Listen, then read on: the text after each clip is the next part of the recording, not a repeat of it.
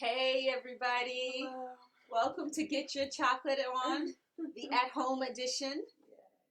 And so today is April the 2nd, and April is, you know what month April is, Makeda? I would guess it's National Poetry Month. How did you know? It's National Poetry Month. And we're so excited because once a month, Makeda and I have a book talk on Get Your Chocolate On. So get your favorite beverage, get your little lunchtime snack, and meet us right back here. I'm going to get mine.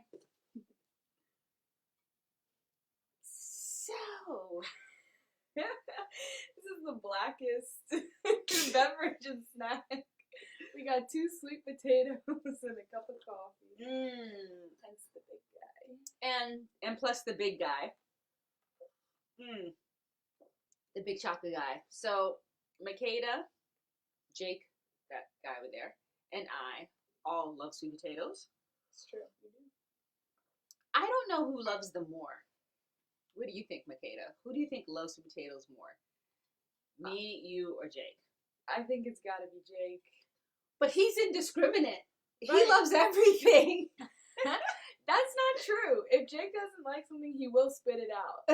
But how many things doesn't he like? Well, I'm saying when you I put mean, it, it's like 5 things he won't eat. when like- you put it, like lettuce. I was just going to lemons. say it. Lettuce, lemon rind.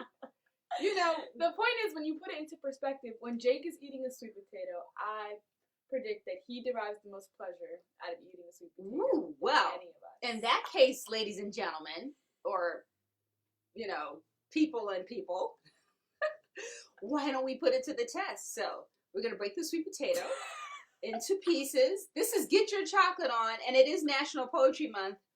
But, you know, this is the at-home edition, so we have to, you know, adapt and be at home. And, frankly, I'm hungry, so... I respect it. I respect it. So we're going to see who likes a sweet potato the most. Mommy? Makeda? Or that dog known as the Prince or the Godfather? Oh my God. He's definitely We looking very... already know. Well, okay, can I just say, maybe he's the most interested? Oh, crap. These sweet potatoes are very hot. So, everyone, I'm going to run this contest in a moment. So, it's too hot for the humans to eat. It's probably too hot for Jake to eat, too. I don't want him to hurt himself. So, in just a few minutes, we're going to see who enjoys the sweet potato the most. This is Get Your Chocolate On. And today, we're not eating chocolate, but we're being very chocolatey. Okay, so I'm going to put this lunch over here for the moment so Jake doesn't go crazy. Look at how he's tracking it.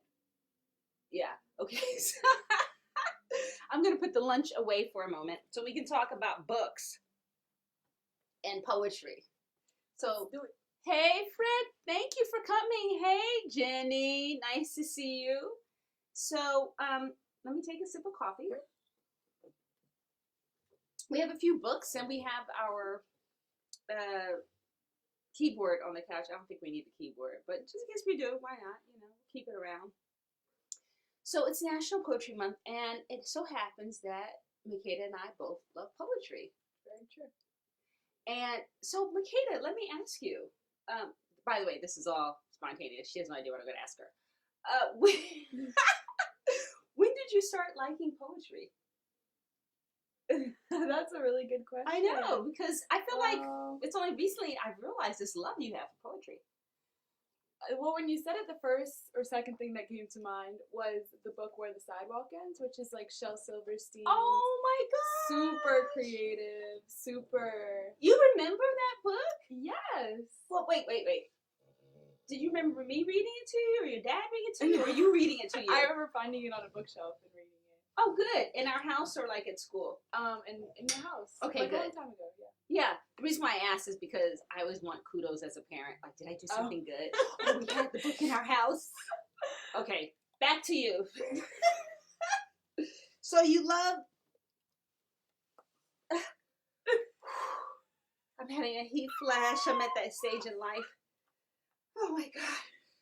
Okay, so you love Shel Silverstein. Yes. When the Sidewalk Ends. Yes. So many of us do. And but you said that was your second answer. What was your first answer? It wasn't. The first thing that came to mind. The first thing that came to mind was actually kind of like rap music, but not. I mean, it was just I loved the rap music that would tell stories because it's like you're listening to it, but you're learning about the artist or an event they went through, and it all just comes together so cohesively, and it sounds good, which is, I just thought that's such a talent to like, rhyme about your life. I don't know. I don't think everybody can do that. I can't. I can't either. I mean, you know, when I was like, I think 18. Yeah, I think I was 18, so it wasn't like I was that old. But I tried to rap with a friend at a rally because, you know, I've been an activist a long time. Oh, my God. And, you know, we did the best we could.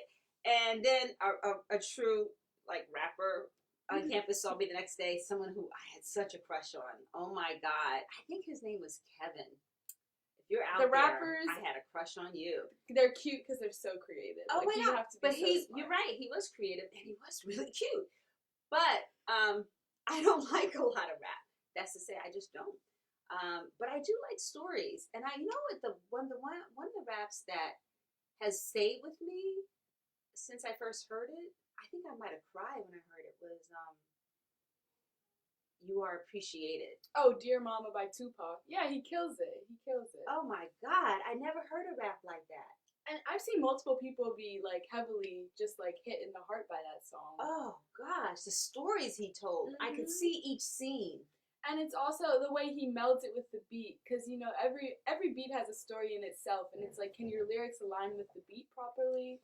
And it all just, because it has a sense of nostalgia to it, a smoothness to it, a comfort to it. Well, he's also telling these like hard stories, but at the end he's saying like, "I love you, Mama." So, ooh.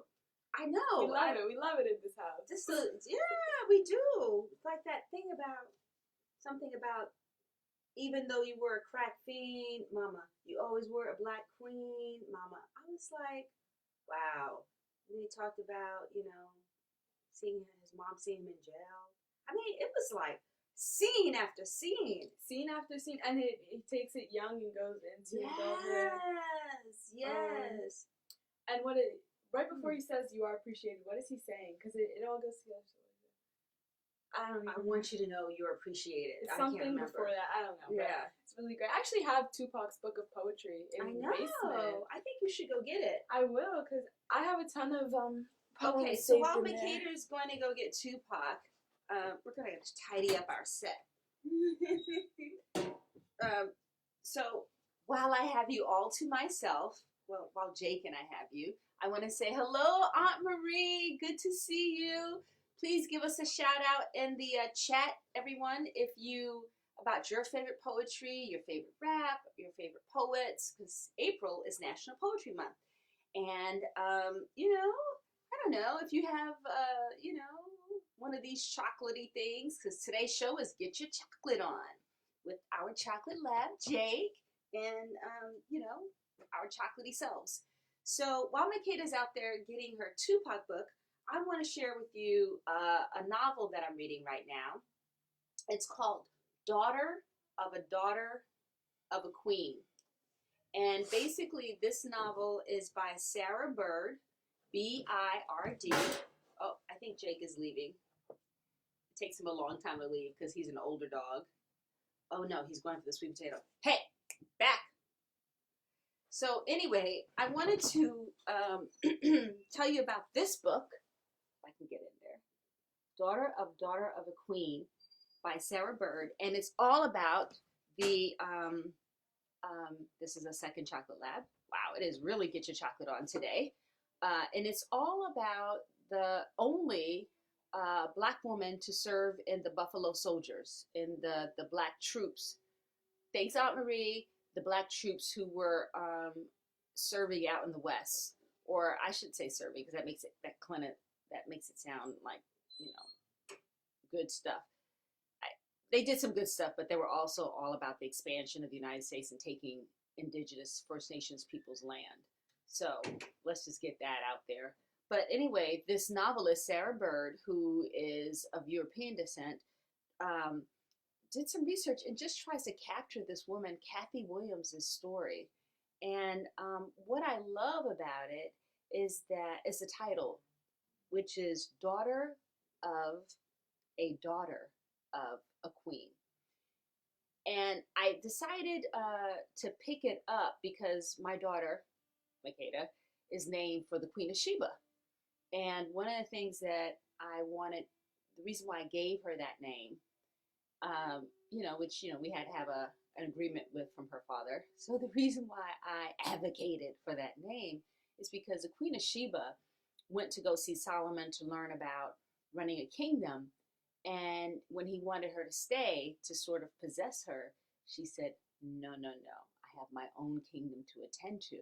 And she left. Even though she left and she was pregnant. She did leave to go back to her own kingdom and to rule it. So I always felt like the Queen of Sheba had self-possession. Like she owned herself. So when I saw this title, it made me think about Makeda. And as I was looking at it, I realized, oh, it really is, because the main character, Kathy Williams, as imagined by Sarah Bird, had been raised by her mother to be a warrior princess.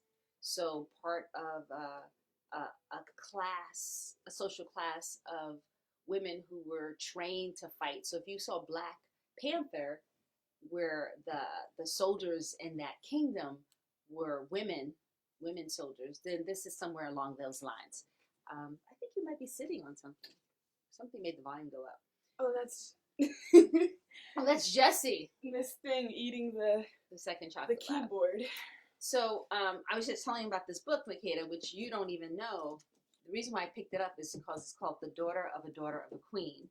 And when we named you, I thought about you when I saw the title, because you, of course, are named for Makeda, the Queen of Sheba. And it turns out that the main character's grandmother was kidnapped from Africa, but she raised her daughter, who's the main character's mother, to see herself as an African captive, not as a slave.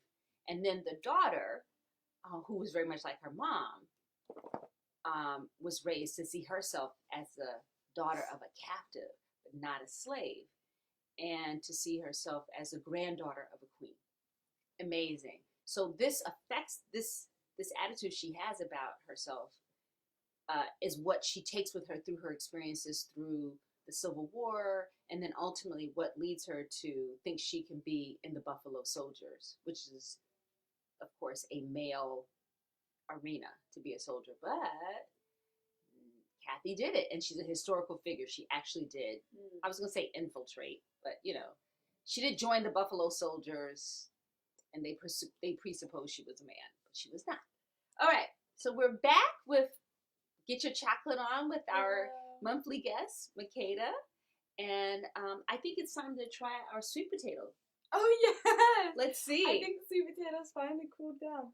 Let's see if Jason wants to get back up here. Our competition was to see who would enjoy baked sweet potato the most, Mama, Makeda, or Jake, who's now on the floor.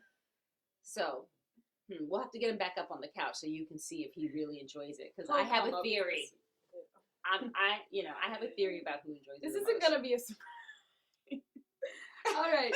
Which piece do you want? I think we should give Jake the butt. We will, but he's gonna be so fast. We have to give him. Each person's gonna eat their piece. One person will eat their piece at a time, so we can see from their expressions. I will go first. Okay. Little skin and all.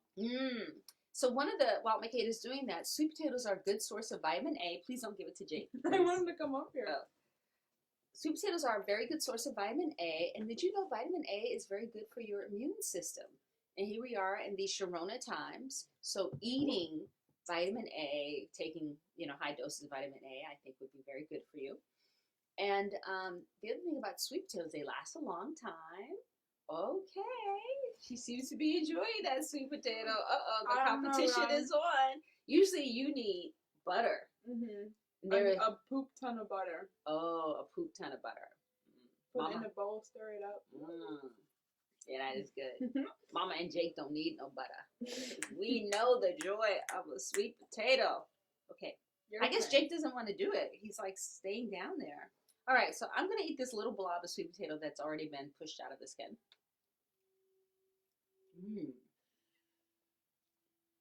Wow. That is sweet, warm, and kind of smooth. I mean, it was really not a stringy sweet potato. These were good. These were good sweet potatoes, yeah. We got them from Aldi's. Not to give Aldi's a plug, but just to let you know, completely accessible. Oh, Aunt Marie says, I love baked sweet potatoes. Good. Do you like sweet potato pie? I love sweet potato pie. Well, anyways. Okay. Jacob. Well, if Jake doesn't come, how are they going to know? I'll just. We want you to vote. Come here. For who you think is so enjoying the sweet potato the most. He's not lazy. He's old. Okay, fair point. Okay, come on, Jake. If you get your butt. Oh this is a first. He's normally kicking us all off the couch. I know, and he's not going for the sweet potato. Well, I'll just go like this. Maybe he'll come up for it. Jake, come. Come, Jake. Wow. I wish you guys could see this dog. This is so weird. Okay. No, he's stubborn. Well, that's what happens when you're on a camera. Well, he deserves it. It's a live show. And watching him eat it, I would say he's looking for more, which neither of us did. So. Don't be saying neither of us did. No, I do. Oh, let's sit back a little bit. Let's enjoy ourselves. I mean, you know, he'll get back up when he gets up, and then we can take our final vote. Okay. So,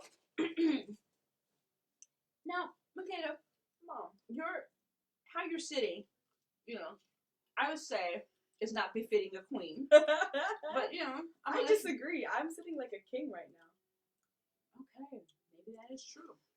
So royalty, maybe not a queen. I wanted to, before we go to Tupac, because it is National Poetry Month, I want to bring up a book cover, because you are reminding me of this book cover at this very moment. So, this book is called, it's a classic. There Are Things More Beautiful Than Beyonce. And this is a photograph by Carrie Mae Weems that the author used with the artist's permission. And perhaps you can see how that person is sitting. We recommend it to you. It's by Morgan Parker, and it's a collection of poetry called There Are Things More Beautiful Than Beyonce. And it's a very intimate collection, actually. Sort of like, in my opinion, sort of like a black woman, a younger black woman who is in relationship, out of relationship, kind of moving through her urban space. It's, what else would you say about it, Makeda? There Are Things More Beautiful Than Beyonce. I would say it's unapologetic. It is. And in that way, she lets her anger come across. True. Which is something I admire about it, because there's a certain rage to it that I think most women in general could appreciate when you really stop to think about the ways we are considered within our society. It's, at least it makes me kind of angry. I don't know about.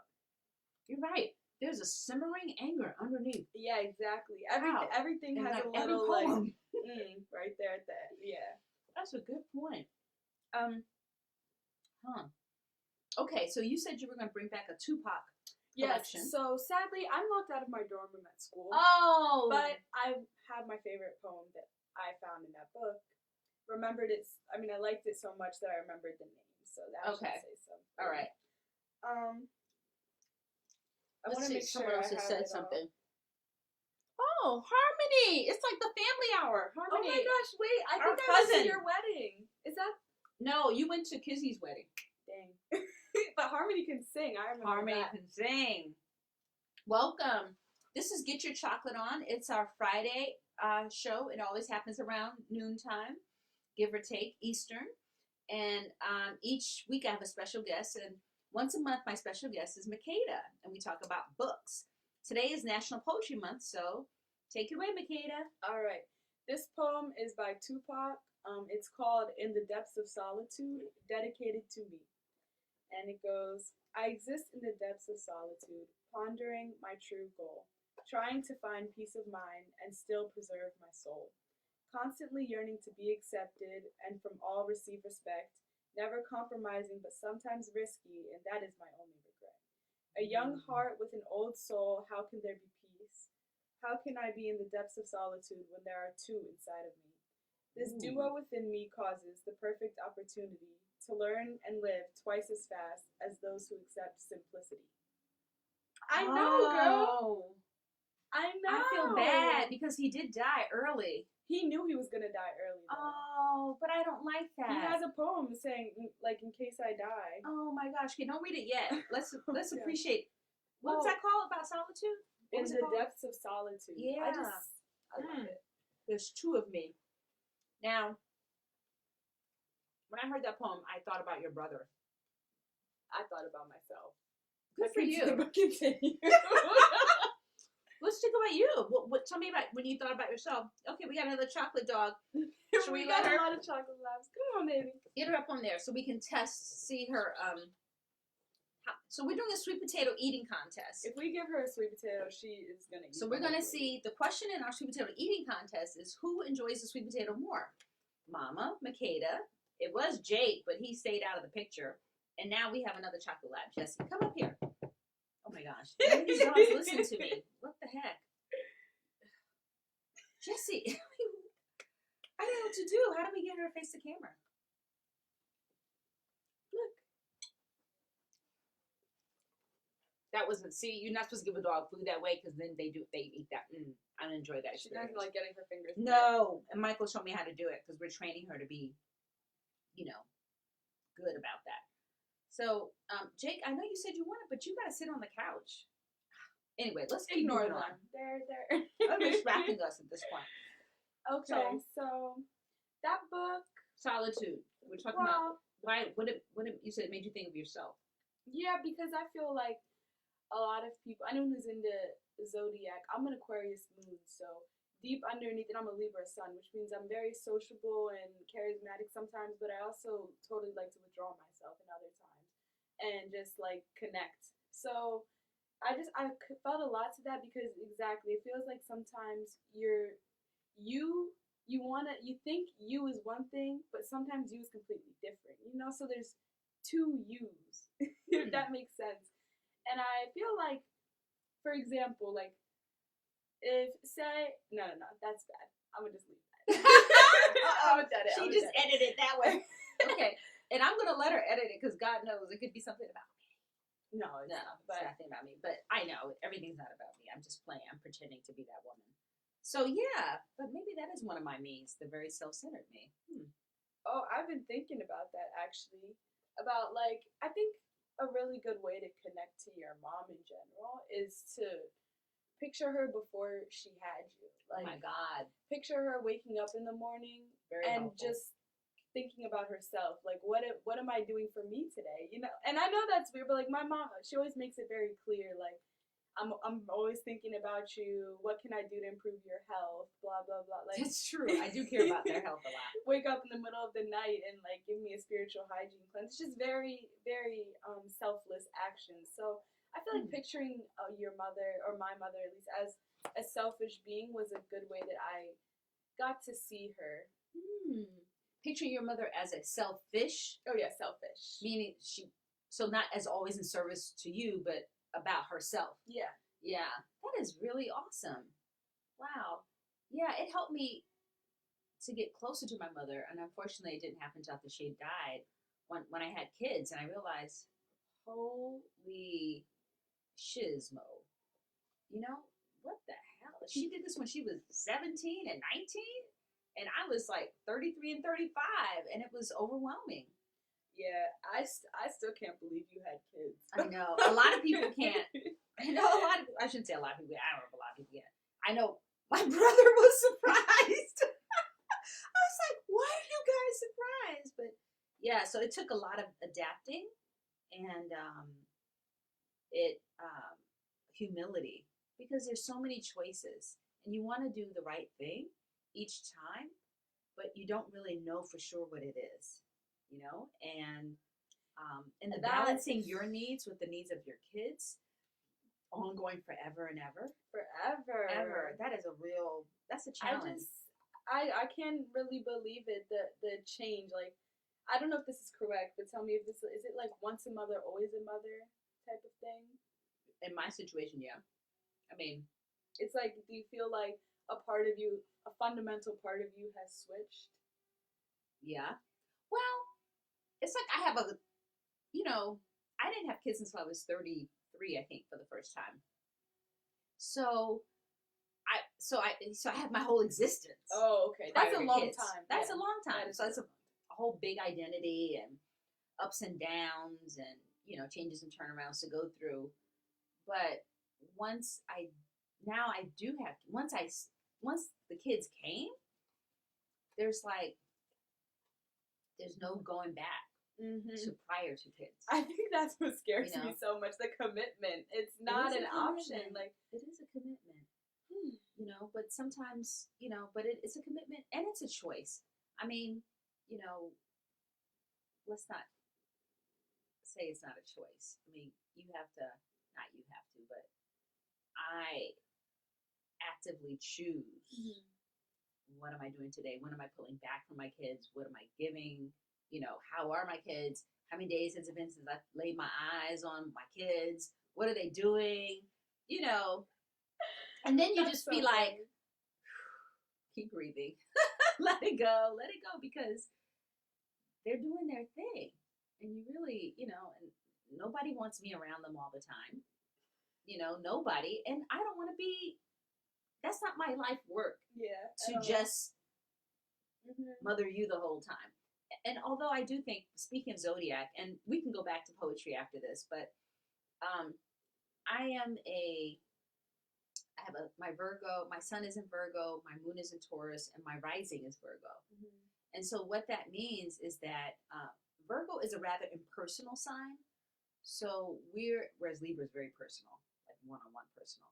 So Virgos want to serve more like on a community, a communal, a collective, a global level. Super. And it's an earth sign. So some traditions think of it as a earth priestess, like a spiritually, but earthy spiritual, which is not like Aquarius, which is way out there. So, so that being said, I do feel a need to care for the collective, the global, the whole, on the impersonal level, humanity, So I was never the cookie baking, bringing things to school. It's so funny because as a kid, like, you feel frustrated with it. I would say sometimes because you see the more like helicopter parents, the moms coming in for the birthdays, bringing the cupcakes, the napkin. I don't know, like all that. True. But at the same time, it's like, well, my mom's out there, we're fighting racial injustice. So, like, looking back on it, I can't really be mad. She's doing what had to be done. True. And what most people don't want to do.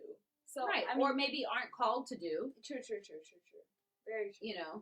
But I can see how you might want the chocolate chip cookie mom. Yeah, when you're a kid, it just, like, it feels nice, I guess, but there's also a ton of things that you pulled through with. Not that you didn't pull through on birthdays or other things, but a ton of other ways you pulled through for me that I wouldn't trade for a chocolate chip birthday party or anything like that. So yeah, so true. And sugar is so bad for you. That's one of them. She has me like addicted to drinking water. I don't like anything else. Would you like some water? I have some water down there. Okay.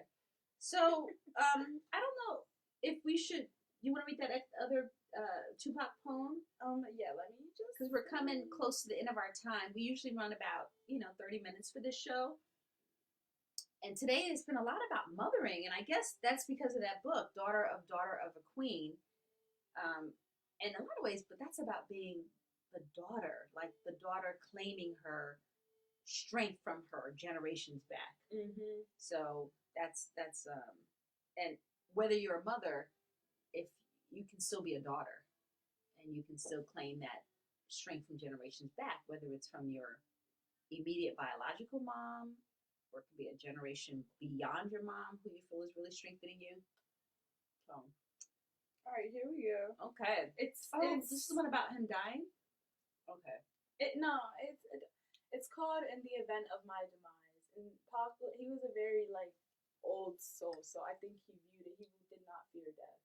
So we have in the event of my demise, when my heart can beat no more, I hope I die for a principle or a belief that I had lived for. I will die before my time because I feel the shadow's depth. So much I wanted to accomplish before I reached my death. I have come to grips with the possibility and wiped the last tear from my eyes. I loved all who were positive in the event of my demise. And it's just, he's so, like, Wow. it's like he wrote this from the beyond the dead. Yes. Can you tell people the name of the collection if they want to buy Tupac's poetry? It's called The Rose That Grew from Concrete. I got it as a gift from my English teacher. Say the name again. The Rose That Grew from Concrete. It's also a poem that he wrote. It's one of his more popular ones. Oh, The Rose That Grew from Concrete. Wow. That's really beautiful. I mean, that title's beautiful, and I like it, but it also sort of, it distances himself from his roots in a sense. And then that makes, I wish he would do something a little more like positive to make it sound like anybody in that situation could become a rose. You know, not this, that it was singularly him. The rose that grew from concrete. Well, you know, maybe in his space, he was singular. That's fair. And he could have felt very alone too, so. Yeah, and he wrote In My Solitude, you know. Hey, Makeda, I wonder, would you be okay with reading the poem that you gave to me that I have up there on my wall? It's always shorter than we think it is. As a closing poem? Sure. So I wrote this for my mother on... Oh my God, you're putting your midriff in the screen. Back up. Turn around. I'm sorry. Okay, that's fine. Please fine. don't You have to hide it. You have to hide it. Just say you put it right up in there. Oh God, help us. This is the difference, I guess, between Virgo and whatever the heck you are. Aquarius, la la la la la. A loco Libra. Loco Libra. Okay. This poem. Hey. Well, this is Get Your Chocolate On. You want to say hello? Or you just want to... No, just close the door. I wrote this for her, I think it was Mother's Day. Or maybe I was just feeling particularly emotional. Honestly, I do that too. But it's called I Knew You. I'm not sure when Mother's Day is. It's Mother's Day is in May, but that was recent. I'm going to get my chocolate on. Okay. I got my chakra chocolate. Not only do I have my chocolate here, okay. I have my 7 chakras chocolate. Oh, the 7 chakra chocolate. Hey, Michael. What? And I have lots of chocolate dogs. And you do have lots of chocolate dogs. Oh. You can be on an episode with me. Oh, it's not. But we're about to end this one. And Makeda's about to end it with a poem. Okay. Oh. The door. You're an essential worker. What? She is an essential worker. We didn't even get to that. My address is Okay. If you want to send me any gifts for working essentially. Oh, is that what that was about? Well, people can send you metaphor gifts. You can put it in the chat. We're about to wrap up this episode. As you can see, this house was a little chaotic. We're ending with this poem. Today's show, Michael, has been about it's National Poetry Month. Yeah.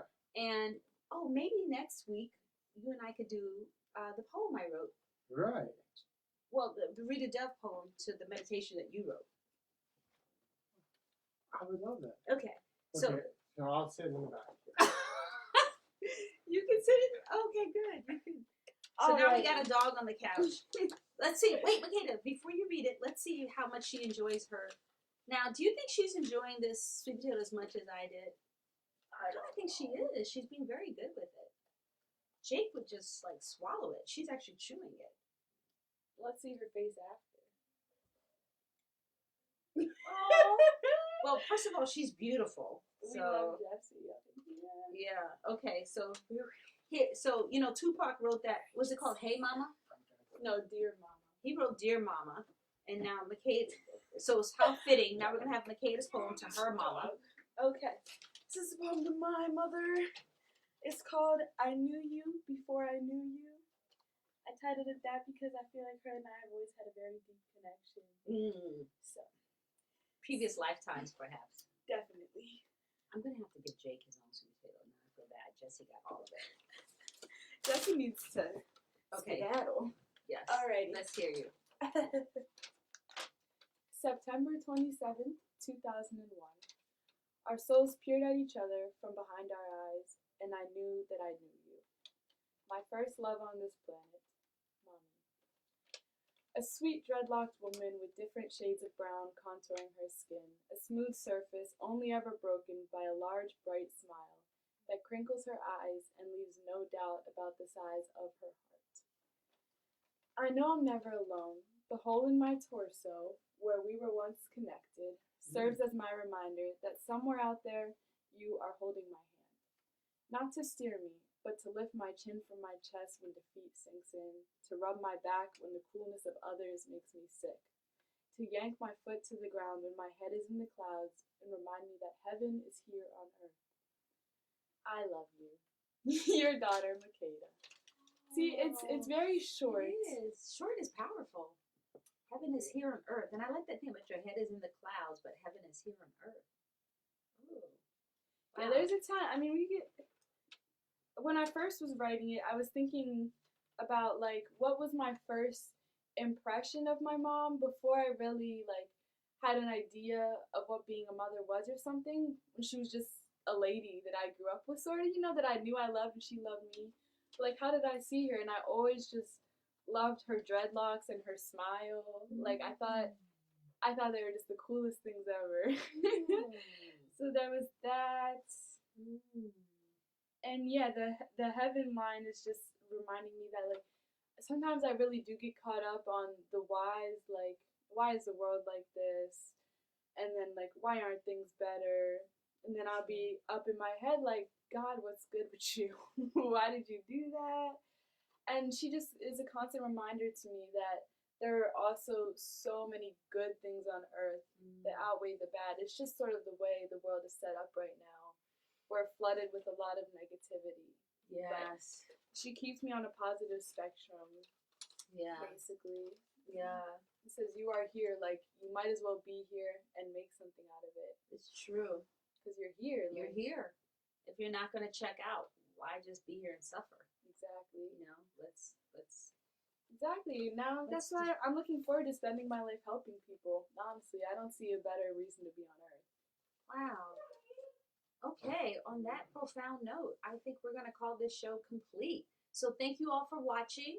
If you like Get Your Chocolate On, go to my YouTube channel, Dr. Amanda Kemp, and subscribe because all the episodes get uploaded there, and it helps us to, I don't know, it's just nice to have it off of Facebook as well. And Makeda, is there anything else I should be saying? Well, if you want to be on our email list to find out about our master classes, go ahead and private message me at Dr. Amanda Kemp or Amanda Kemp. If you love the poetry of Makeda and you want to hear more from her, go ahead and put that in the comments so maybe we can make her a more frequent guest. All right, peace and love, everybody. God bless you. Keep you going. God has blessed you. Keep you going. Peace, peace, peace. Okay, we're going to end this video. Thank you for watching, friends. Check us out.